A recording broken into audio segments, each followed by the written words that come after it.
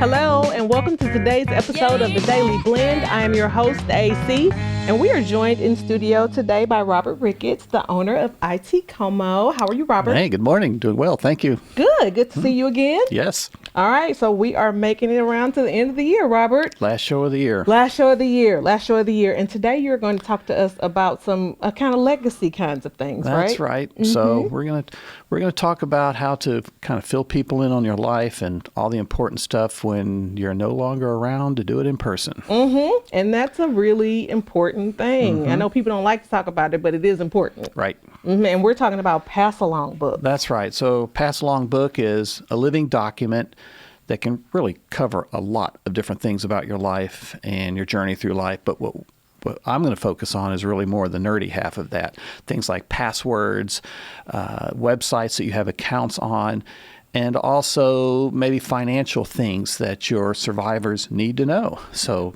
things like retirement accounts, insurance policies you might have, where the car registration is, all these bits of information that people are going to need to know once you're gone. Yeah, and that's all very important because, you could live right in the house with somebody and you're doing these things every day, but do you necessarily know where everything is? No, and even with my wife and I, she has her things, I have my things, so I kind of know what they are, but could I really get into them if I needed to? Yeah, I'm not so sure about that. So we're fixing that. Oh, I like it.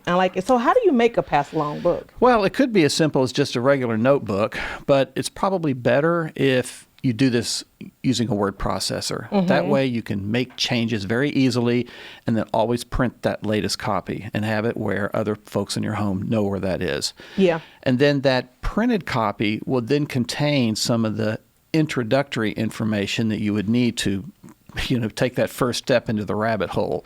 So that might be the PIN to your phone, the password to your email account, and then most importantly, where the updated copy of this document is on the computer. Yeah, and all that stuff, it's normally a time for when people are kind of under stress, right? Yes. And the last thing you want is to be running around. I don't even know the PIN to the phone. Right. And some folks could be under such shock when that happens that they might actually forget a PIN or a password that they already knew because it's such an upset and tumult in your life. That is true. So having all this stuff written down can make that at least a lot easier. Mm-hmm. And what kinds of things do you include in a book like this? Well, yeah. So again, we would include those entry points to where you can further that trip down the rabbit hole. Mm-hmm. Definitely the PIN, passwords to the phone, PIN and passwords to the computer, to your email. Those are the most important things. They don't tend to change, so it's not something that you need to really update too often. But a lot of other things do change. We're constantly making new online accounts for one thing or another. Yes. We're subscribing to some subscriptions, and those monthly fees just kind of hide in your credit card statement. That's true. And often we forget they're there, and another person in your household may have no idea it even exists. So sort of the online copy of the pass-along book, maybe the part you haven't gotten around to printing just yet, can contain all of that information. Okay. And another thing, how often are you prompted to change your password? These days, just as long as your password is long, complex, and unique, it really doesn't need to be changed. Mm-hmm. So to the extent that you have recorded those in your pass-along book, then they're probably going to be okay. They're probably okay. Right. Okay, so don't start changing your password every 3 months, and then somebody gets the book and none of those passwords work. Right. All right, I got it. So we'll keep those. And so, Robert, who should do this? Well, of course, everyone should do this. Obviously, folks that are, a little bit older, who's not going to have as many years of life left, they really need to do this to document for their spouse or their kids. Maybe they're not married or whatever. Yeah. And just kind of as a grim reminder of this, a friend lost her son in his 20s recently. Yes.